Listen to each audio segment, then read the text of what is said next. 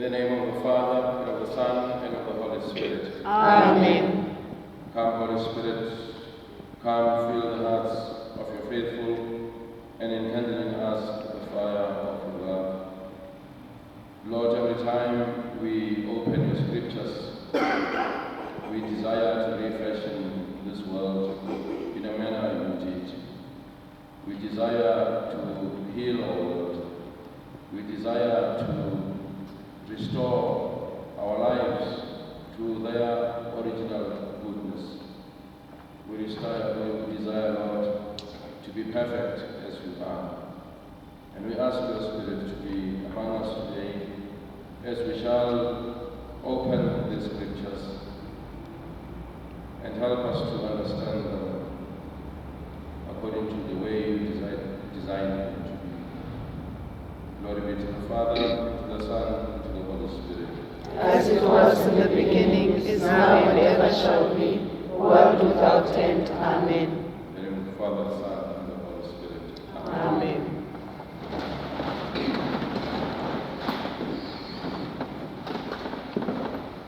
Dear friends, I was asked by the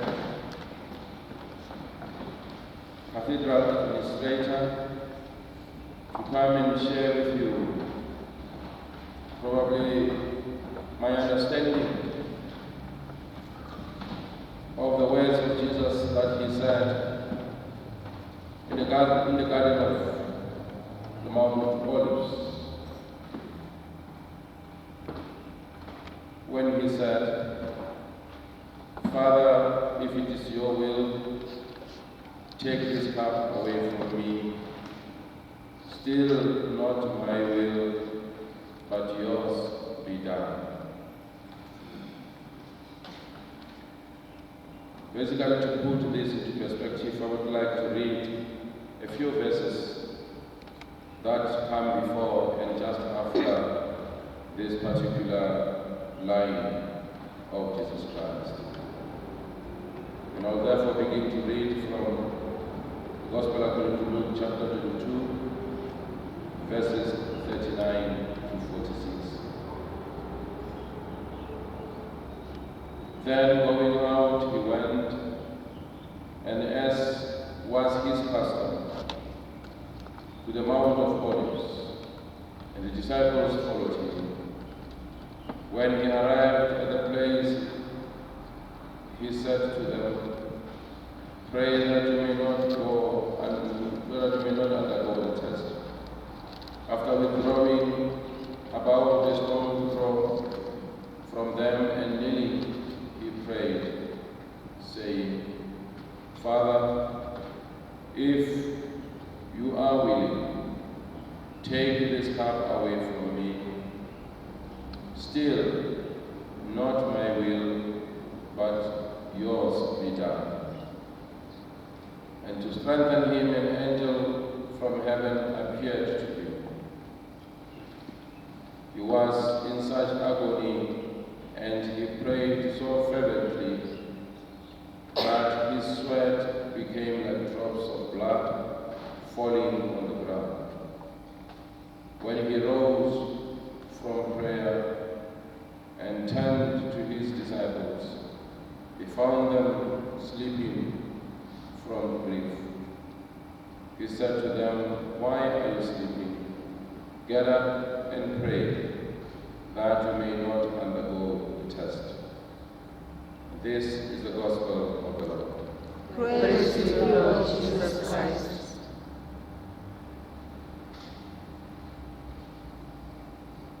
Dear friends, suffering and pain are the facts of life. Pain is that which brought us into this world. Birth involves blood, and there is no one who loses blood without feeling pain. And every mother would agree with me that to usher in new life into this world, she had to undergo suffering of blood. So our birth, that involves this suffering, this pain, already marks the reality of pain as an inevitable reality of existence. No matter who you are, no matter where you come from, all of us, one way or the other, must suffer pain. And those who have given much attention to this pain, and not just pain, but our attitude towards pain, have realized that one of the things that makes pain a detested factor of human life is because of pain brings with it the threat of death. And because of all of us, we are afraid to die, we hate death. Pain, therefore, because of the package deal of death, we therefore hate suffering. Death in itself brings an untold pain in human life.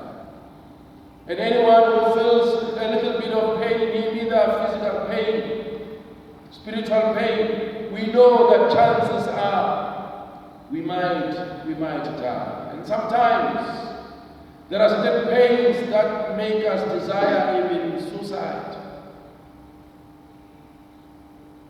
So that death and pain, they share the common ground. Death brings pain, and pain sometimes can call for death, and hence the possibility of euthanasia, suicide.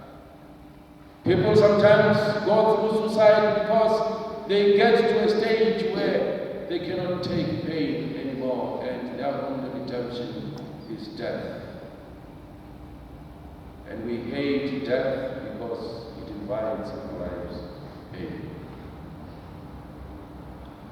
And so we are confronted with Jesus Christ today, who knows that the hour has come for him to demonstrate his ultimate loyalty to God. And his ultimate loyalty to God has to be demonstrated by his willingness to undergo untold suffering.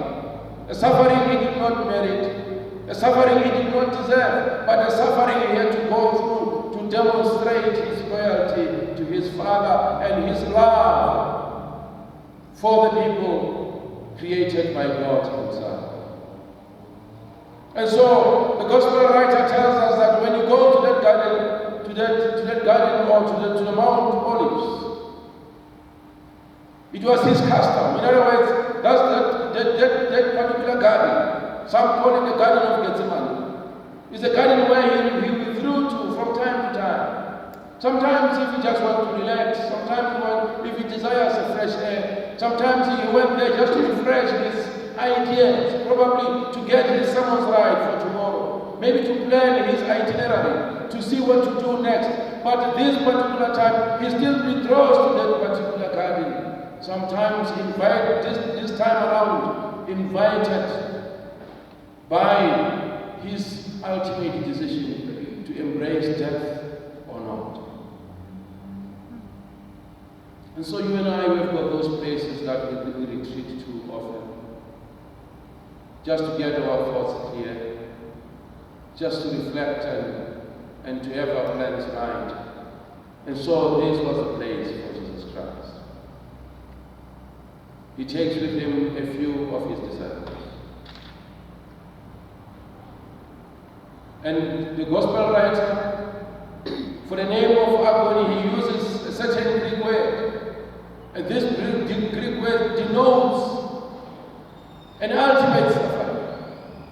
A moment where you get to a point where nothing would help anymore. You are faced with the inevitable, the fact that he could not run away from death anymore. And you and I do get to that point in life where all solutions have been tried and could not work. You cannot even trust You could, even if you could seek help from a friend or so, but you realize that these people are ultimately ordinary human beings and they cannot intervene. These people have been with me through thick and thin, but here comes a moment in my life where everyone and nothing is relevant anymore. And there are people sometimes after committing suicide, you go to ask friends, but what did he say a few moments before he died? He said nothing. He was a friendly guy. You know, he was in good spirit. He was normal. Didn't you sense that he was going through a particular suffering of some kind? No. We had, of course, he would speak about this and that, but we don't think these issues would result in his commitment of suicide. Then it really shows that a human being gets to that point when you realize that the friendship that I've enjoyed from many people over a period of time, people who have been there through my happy moments and difficult moments, this time these people are rendered by your own suffering irrelevant. And so we see even Jesus Christ, he took with him friends, but he left them behind and he went a step further alone. And when he comes back, these guys, they've got no clue of what is going on inside of him. And these poor guys are asleep because they had a long day. Let me just take your memory back to the story that we had a few weeks ago, the story of Abraham. That this man, he was a rich man. He had a loyal wife. He had servants who were loyal to him. He had a son who honored him as a father. But this man was faced with a command from God. He had to carry a burdensome will of God. The God who says to him, surrender your son to me as a sacrifice. And he takes with him these companions of his and takes the son with him. And he says a goodbye to his wife, but we don't know what he said to his wife. But certainly he did not tell his wife what exactly was he going to do on top of the mountain.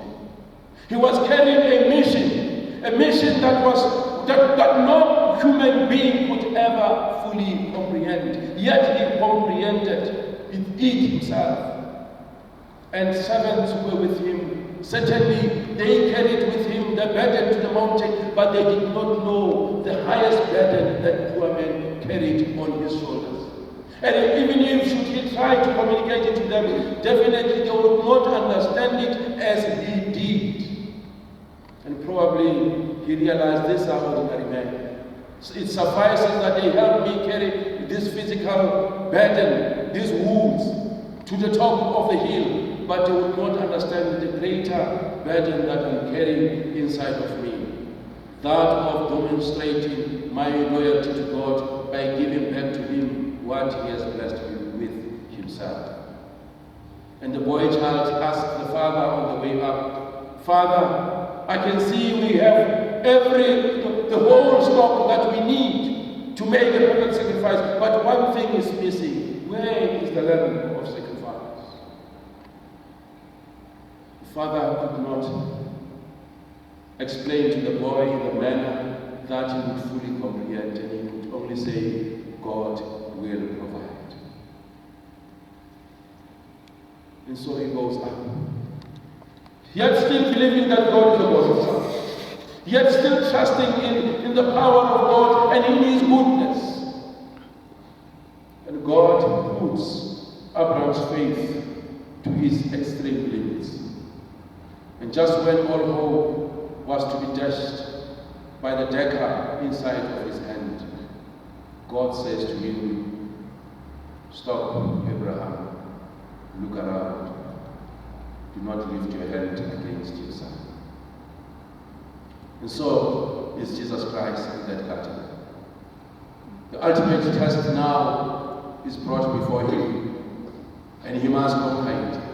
And he must still believe God is good. Despite the fact that he must die a brutal death, despite the fact that he must go through a prolonged suffering, and taste both death and suffering itself. Yet, he was called upon to demonstrate whether is He truly the resurrection itself. This is the Jesus who rose the dead from their sleep. Jesus, who healed people who carried suffering for many years, who carried pain for many years. And the very same physician today is asked, heal thyself. And you and I are the same. Sometimes we are broken by our own suffering. People who are best in advising other people. People who have got a great, good record of how they redeemed other people in their own pain and suffering. How they restored people's hopes. How they resurrected the dead from their own tombs of depression and suffering and tension. And almost going into nervous breakdown.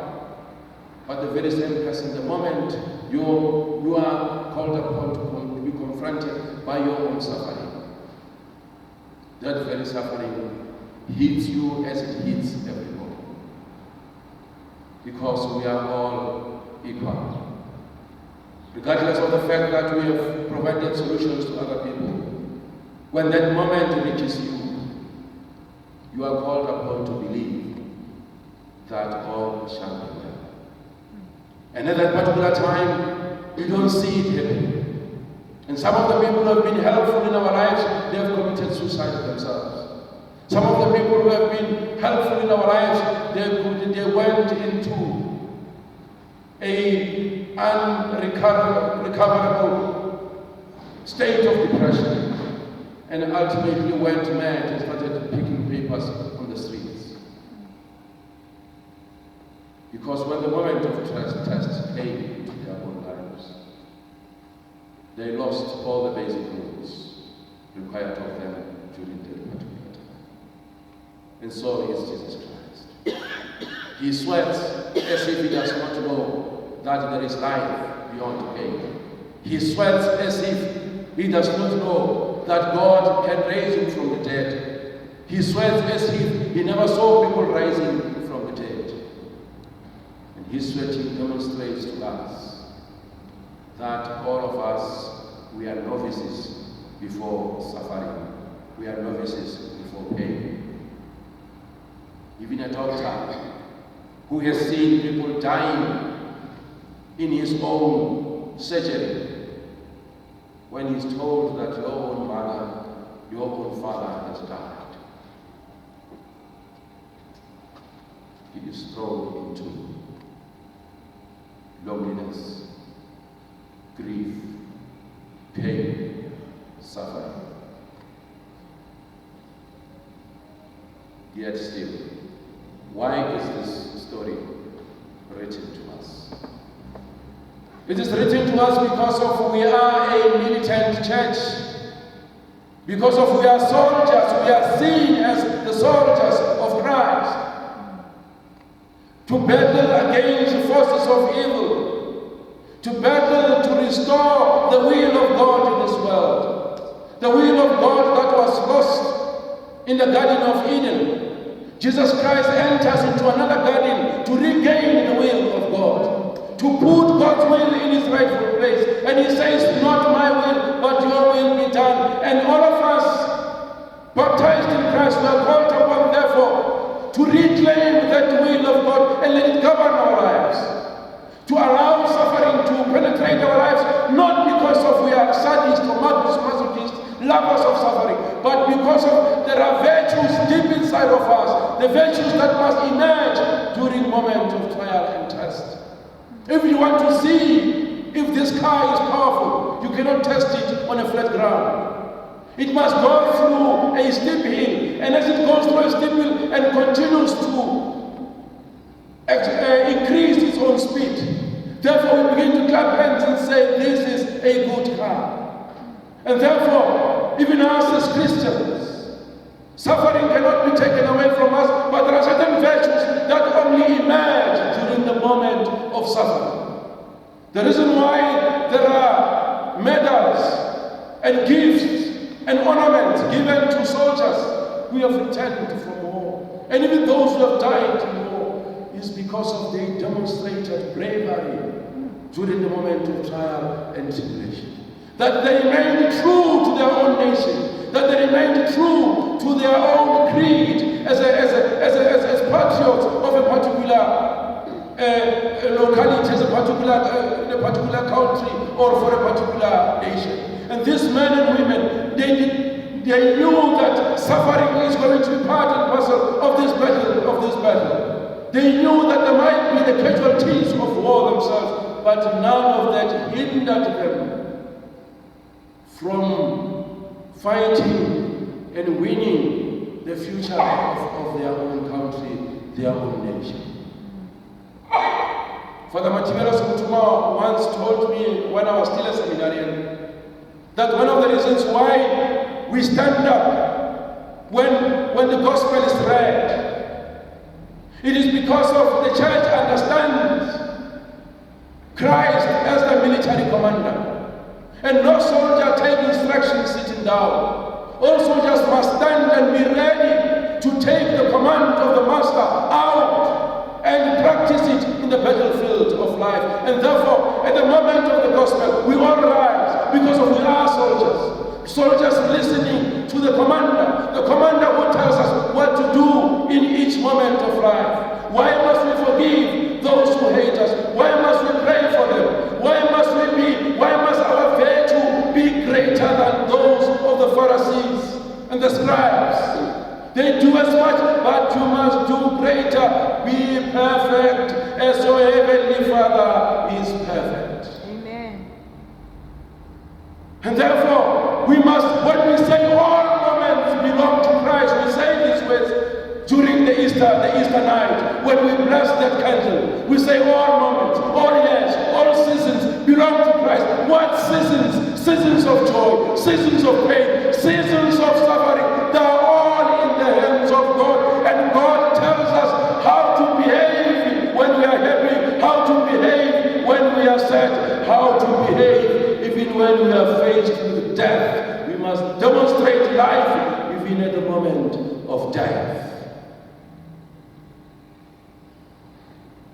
Therefore, the writers of the Gospels have taken Christ into the garden and have placed these words for us to know what must we do during the moment of suffering and pain. Many of you, when you celebrate birthdays of your own mothers and fathers, and we ask you, why do you celebrate the birthday of your mother? And they will tell you of how the virtues of your own parents shined at the time when nobody expected those virtues to shine. Father, I have failed so many times. I disappointed my mother so many times and my father, but they never gave up on me. I remember there was a time when they took me to university. I failed. They took me to all I could come. I came back with disappointments, but they never gave up on me. And for that, I want to celebrate. And therefore, we celebrate Jesus Christ, who was expected. And the reason we expect him to flee the garden at that particular time. But we celebrate this man because of even at a time when reason allowed him, justified his escape.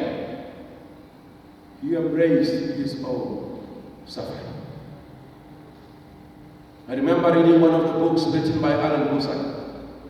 Alan Gusak said during the time of the struggle, when they saw a number of South Africans fleeing to various countries, he too opened a letter one day, and then he received a scholarship to go and study in the Netherlands and to advance his future there.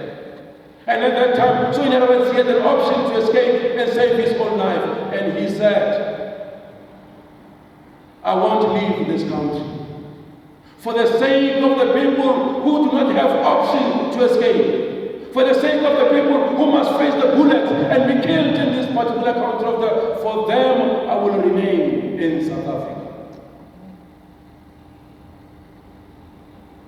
Suffering is a fact of life. It is a fact of life not because of God desires to see our tears, but God desires to see the greatness that is deep inside of us.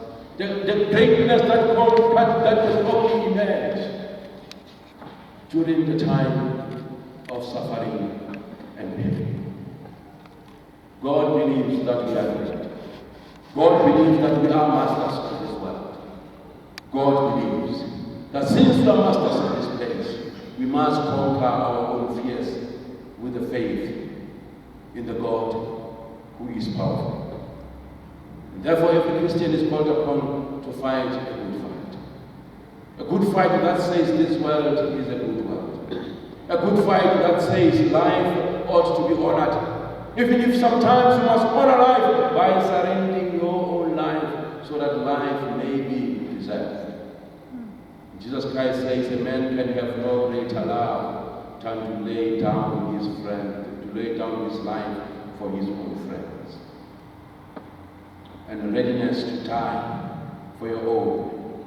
Let my life be taken away so that the life of my own people may be spared. This is what is deep inside of us.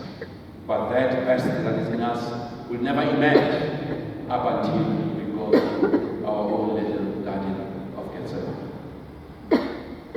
And so, dear friends, how many of us, how many times have we cursed God during the moment of suffering? How many times we have felt unloved by our own Creator when we went through pain? How many times have we seen this world as a cruel and even doubted if indeed this world was created by the good God? Every Christian in this world has one answer or one fact to believe in: that God loved the world so much that He gave His only Son so that whoever believes in Him may not perish and have eternal life. This is the answer which Nicodemus went for in the middle of the night. And yesterday I was scolding Nicodemus and I said, but Nicodemus, how could you ask such a beautiful question in the middle of the night? He asked it because he believed this world is a cruel world. It's a cruel world that is afraid of life itself, and therefore he has to sneak out so that he is not seen, and he gets whispered by God into his ears the whole purpose of this world. One man was asked, what question would you like to ask God should you meet him one day? And he said, I would like to ask God, is this world a friendly world? And if God is to say, yes, this is a friendly world, I'll come back and leave it to the fool. Knowing that every moment of life, no matter how difficult it is one of the gestures of the friendliness of this world. To have life to the full is to be alive, even on a deathbed. To be still preaching hope, even on a deathbed. Solomon Mathibela, when he faced the inevitable, going to the gallows, and he was asked to say his last word.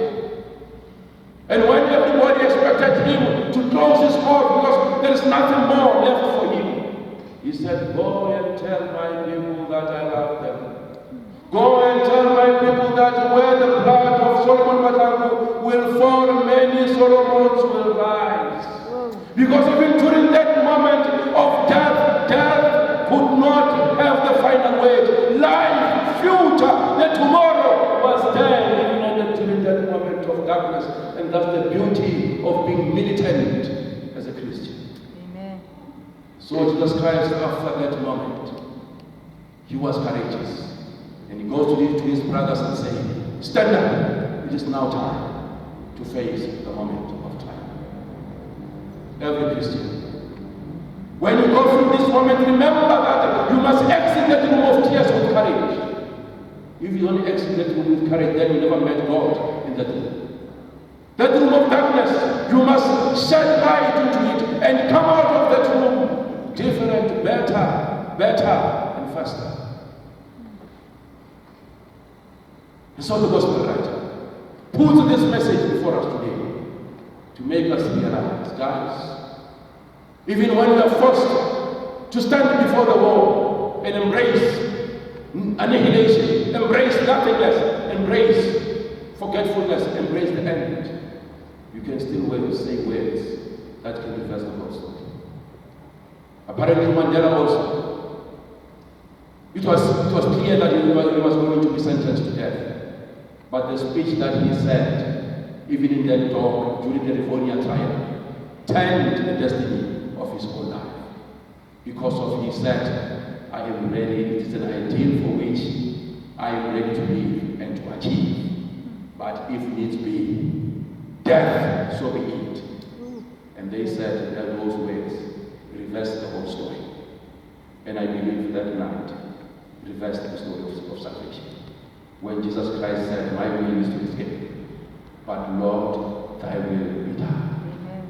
Because one with God is automatically a majority. You can be, the whole world can turn against you, but if you can be assured of God's solidarity, know that by that moment you are automatically the majority. And how many of us have exited the room of loneliness, frustration, and pain alone?